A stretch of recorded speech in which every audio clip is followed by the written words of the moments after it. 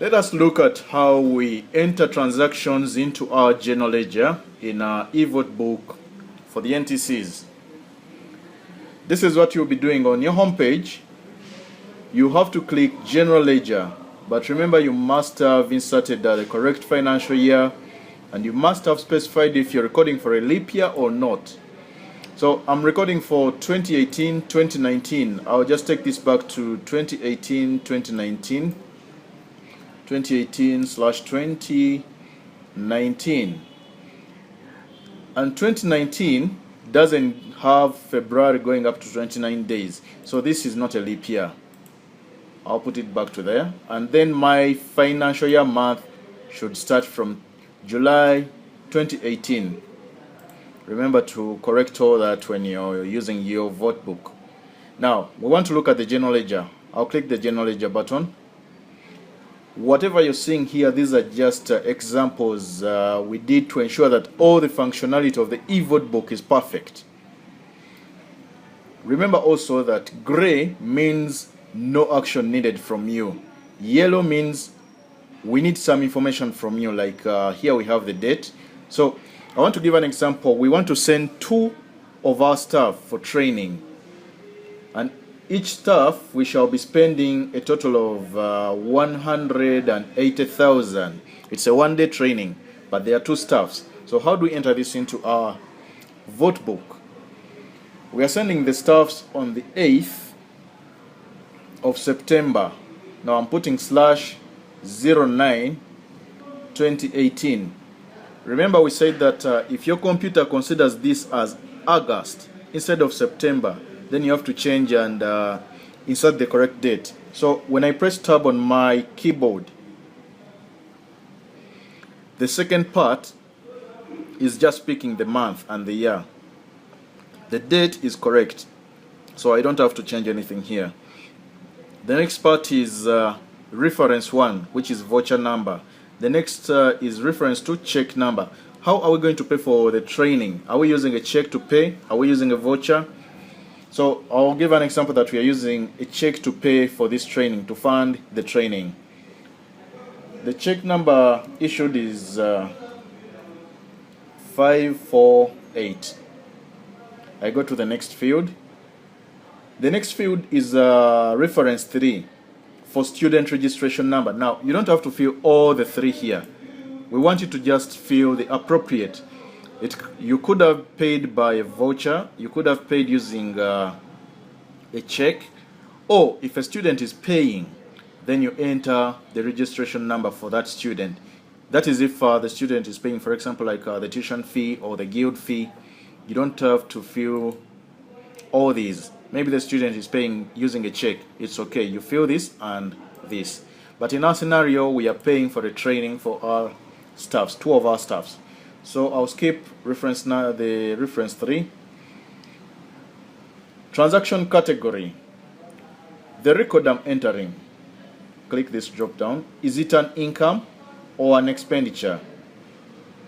So this is an expenditure. I want you to look at how our Excel behaves. When I choose income,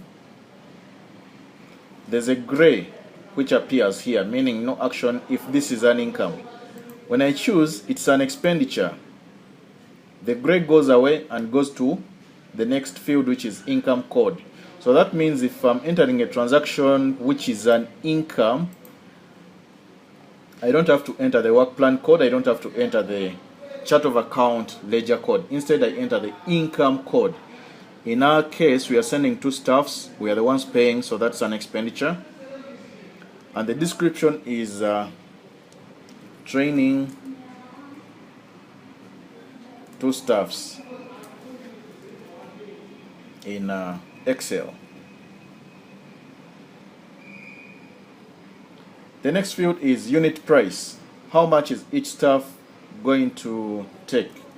180,000. The quantity, we said there are 2 staffs. I'll talk about this as well.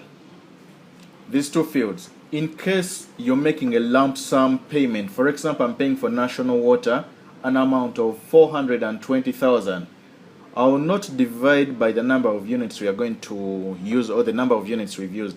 Instead, I can put a lump sum under the unit price as 420,000. Then I put the quantity as 1. It is also fine. So I'll go back to my example. Each staff is taking 180,000. And since I know the quantities, I'll put 2. Excel will compute to give me the total. That is 180,000 times 2 equals to 360.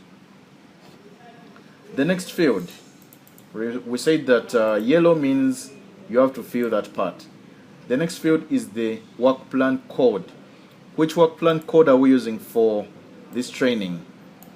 I'll just give an example that we're using B1 to fund the training. Then which chart of account are we using to record this? So in case you're not sure which code to use, we have provided a button here. It reads chart of account description. I'm recording, I've not finished, so I can click chart of account description. I go to the full chart of account description here. Where can I post this? Is it under postage and courier? Then you read what that is about. So the one we want is staff training. So you have to look for the staff training. Welfare and entertainment. This account shall be charged with expenses in connection with the provision of official entertainment. So training is not entertainment. You skip that. Is it social security contribution? No. So after getting the right code, you go back to your general ledger. So there are buttons here which can take you back quick. Then you do your coding here. Staff training is under 2210003. There it is. Go to the next field. The next field is gray, so you have to skip that. Don't enter any information in gray areas. Up here we have bank account or cash. So which bank is going to fund the training? The check number is for a certain bank, but which bank is that? When we were starting, we said we have bank 1, bank 2, bank 3. There are no bank names, but internally we agreed that you specify bank 1 refers to such and such a bank, bank 2 DFCU, maybe this account number. Now you're the one to specify, is it bank 2 that you're using, is it bank 3, is it bank 4? I'll give you an example. You're using bank 2, which is DFCU. So I scroll down and check bank 2 there. So my record is now complete, ready for the next record. I'll go back to my home and I check my chart of account budgets here. That was the record for September. I can see the total is here 360, and it was under B1 under staff. It was 2 to 1. You can scroll up.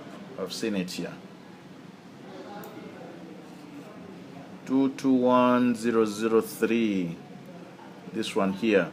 So you notice that our report automatically picks the 360 under September.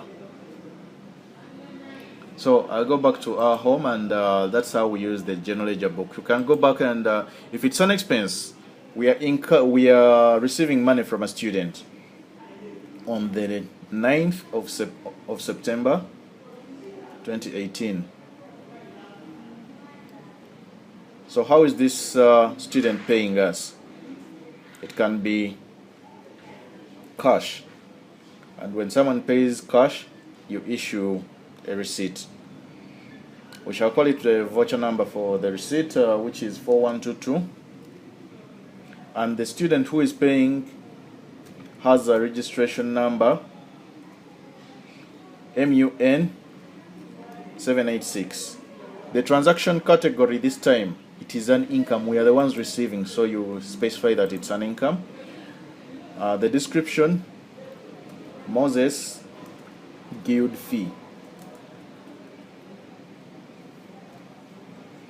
How much is Moses paying? Moses is paying 330,000. 330,000. So this time I'm putting quantity as 1. That's a lump sum fee. Gray means don't fill anything. So I'll skip work plan code, I'll skip chart of account code. Instead, I'll go to the income code here. Which income code am I using for this receipt? We have Students Guild. I'll select that, then I go to the next. Moses paid by cash. So you specify where are you going to bank? I'm going to bank into DFCU, so I can use my cash tool, which is DFCU cash book. And that's how you record the income. If I quickly go back to income budgets, is the 330 in September showing? Yes, it is here. And the budget we were expecting was 15 million. We have so far received 330, which is here, total income. Scroll further, it will show you the balance. You still have to get 14,670,000, and the collection rate is 2%. So that's how you use your general ledger to record transactions. Hope you got that very well.